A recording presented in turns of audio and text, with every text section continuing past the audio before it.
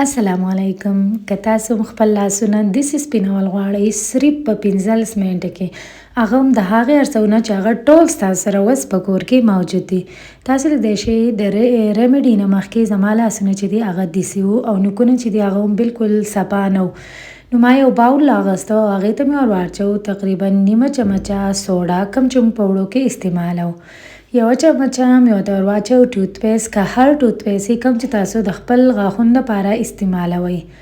او یوه چمچه مې ورته ور واچو نیمبو، که نیمبو نه وي نو د مالټې یا د کینو رس چې دی هغه ورته هم ور اچولی شئ. بس داسې ښکلي میکس کړئ چې یو مهین پیسټ جوړ شي.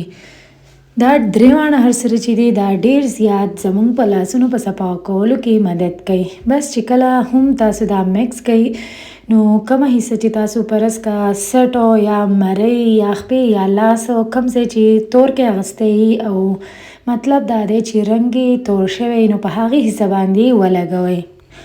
بالکل یو مهین پټ چې دی هغه وله ورکوئ. دا تاسو په نوکونو باندې هم ولګوئ او اکثر د لوښي انځلونه یا د کار د وجې نه د لاس دا کم لاندې سایډ چې دا هم خراب شوی نو تاسو په دې باندې هم لګولی شئ.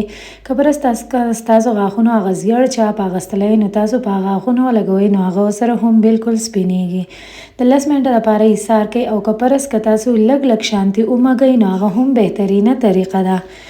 10 منټه پس چې دی یا 15 منټه پس چې دی تاسو بیا دا وینځئ نو تاسو به د دې ریزلټ ته حیران شئ چې په 10 منټه کې یا په 5 ساعت کې ستاسو لاسونه دونه سپین شو. یاد ساتئ همیشه چې په لاس باندې هم څه ولګوئ، د هغې نه پس پې هر قسمه موئسچرایزر چې غوړ کریم چې هغه پې خامخا لګوئ چې ستاسو لاسونه چې دي هغه ابزورب کړي. نو تاسو لیدلی شئ چې په لږ صحت کې تاسو خپل لاسونه څونه سپینولی شئ. که پرس که دا ویډیو خوښه شي نو پلیز لایک، شیر او سبسکرایب کړئ او په یوټیوب باندې زموږ چینل اویس فوډ پوینټ خامخا سبسکرایب کړئ او ویډیوز چې دي هغه یې وګورئ. څه قسمه کوېسچن یې هغه موږ ته په یوټیوب باندې کولی شئ. شکریه.